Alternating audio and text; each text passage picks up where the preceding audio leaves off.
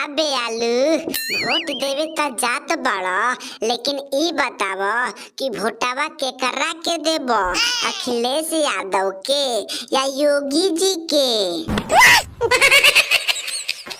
देख बे टमाटर, हम वोटवा योगी जी के देव, काहे से कि योगी जी हमर दिल में बसल बाड़न, दिल में।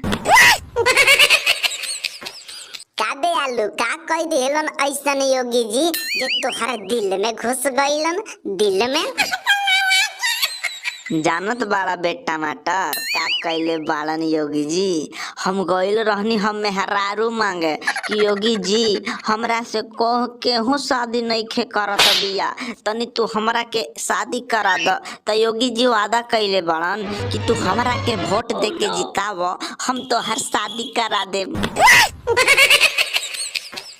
अबे आलू, योगी जी के बात से फूल मत जा। सब नेता पहले कहत बाड़न कि तोहरा के चापाकल दे देब, कुआं दे देब, बीबी दे देब, साली दे देब, लेकिन सब वादा भूल जात बाड़न जब जीतन बाड़न लोगन।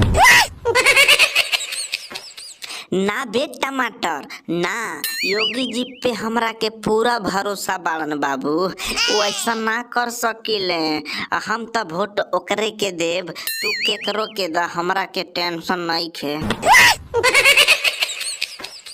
अबे आलू, तू इतना कहत बाड़ा त हमहू वोटवा उनके के देब, लेकिन तनी हमरो बारे में बात करी।